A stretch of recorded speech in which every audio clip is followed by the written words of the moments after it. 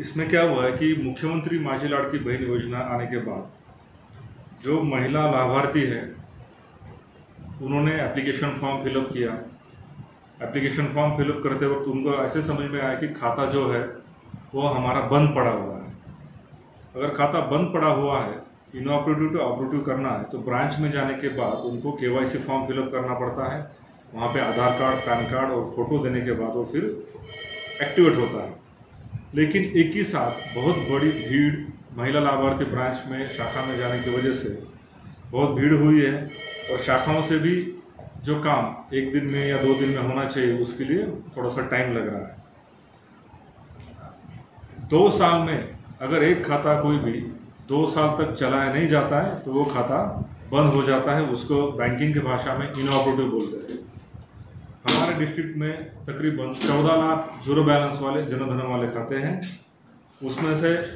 1 लाख खाते zero inoperative हो चुके हैं जिसमें 1 रुपया भी बैलेंस नहीं है।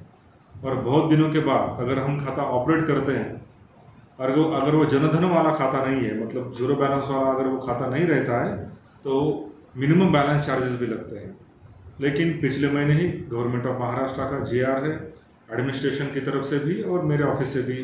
बैंकों को बताया गया है कि मिनिमम बैलेंस चार्जेस या NPA वाला अगर खाता है थकित वाला तो महिला लाभार्थी के जितने भी पैसे वापस देने हैं। सर, जनता में ये भी सवाल चर्चा चल रहा है कि जब महाराष्ट्र की सरकार, केंद्र सरकार योजना ला रही है तो जनता के लिए बैंक में अलग से सुविधा क्यों नहीं है, अलग से कोई मतलब ऑफिसर अपॉइंट क्यों नहीं है, उस बारे में क्या है? क्या है कि ये स्कीम एक ही साथ पूरे महाराष्ट्र में लॉन्च हो चुकी है तो हर एक डिस्ट्रिक्ट में हर एक जगह पे भीड़ है। नॉर्मली हम क्या करते हैं, अगर ऐसे कुछ स्कीम आती है, कुछ पर्टिकुलर एरिया में ऐसा कुछ स्कीम आता है तो जहाँ पे ज़्यादा स्टाफ है या जोनल ऑफिस का स्टाफ हम वहाँ पे डिप्यूट करते हैं। लेकिन ये स्कीम में महिला लाभार्थी की संख्या बहुत ज़्यादा है और महाराष्ट्र के हर एक शाखा में बहुत बड़ी भीड़ है तो उधर के जो भी स्टाफ है वो दूसरे ब्रांच में लाना ये पॉसिबल नहीं है। फिर भी बैंकों की तरफ से, BC पॉइंट की तरफ से या फिर CSP की तरफ से या अप्रेंटिसशिप उनकी तरफ से हम ट्राई कर रहे हैं कि भीड़ को कैसे कंट्रोल में लाया जाए और उनके एप्लीकेशन फॉर्म्स कलेक्ट करके हम जोनल ऑफिस में, अंचल कार्यालय में CKYC के फॉर्म लाते हैं और यहाँ से हम पंच करने की कोशिश कर रहे हैं। सर, आप मुख्य प्रबंधक है सर बैंक ऑफ महाराष्ट्र की, तो सर जनता भीड़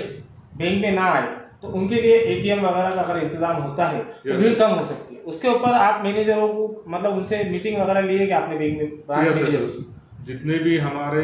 बैंक के अधिकारी हैं, मतलब बैंक ऑफ महाराष्ट्र हो, SBI हो, ICICI, HDFC बैंक, पूरे राष्ट्रीयकृत बैंक, महाराष्ट्र ग्रामीण बैंक, उनके साथ हमने जिलाधिकारी कार्यालय में 2 से 3 बार मीटिंग्स ली है। उनको बोला गया है कि ये भीड़ कम करने के लिए आप कुछ ना कुछ आप इंतज़ाम करो, कहाँ से आप स्टाफ अगर डिप्यूट कर सकते तो उसके लिए भी देखो। और उनको ये भी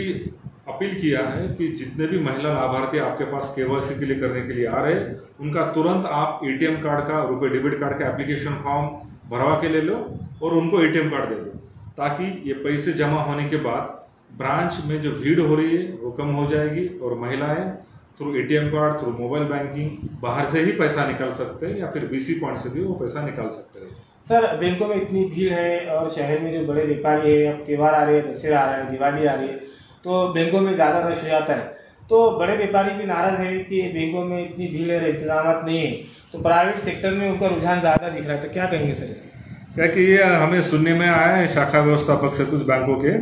कि ज़्यादा भीड़ होने की वजह से उनके जो रेगुलर कस्टमर्स है उनको सर्विस देने में उनको दिक्कत हो रही है। लेकिन मेरा अपील सभी जो महिला लाभार्थी है और उसके साथ ही जो हमारे रेगुलर कस्टमर्स है उनको भी वही अपील रहेगा कि ये भीड़ एक 10-15 दिन में 100% कम होने वाली है। आप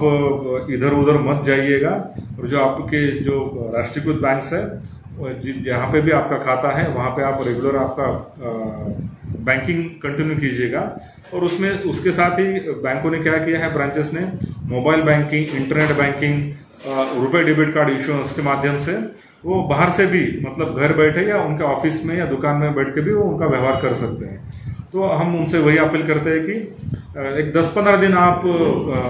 बेयर कीजिएगा ये सब भीड़ को, उसके बाद माहौल पहले जैसा होने वाला है। सर, आखिरी सवाल आपसे, सर जब केवाईसी करते हैं बैंक में महिलाओं का अकाउंट होल्डर का जो भी है, तो हमारा मैं खुद एक मतलब जाति मेरा सवाल है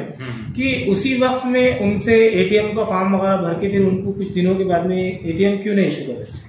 नहीं, मैंने जैसा अभी कहा कि हमने बैंकों को बोला है कि आप एटीएम कार्ड का, रुपए डेबिट कार्ड का फॉर्म भरवा के अभी ले लो जब वो CKYC के लिए आ रहे हैं, और उनके पास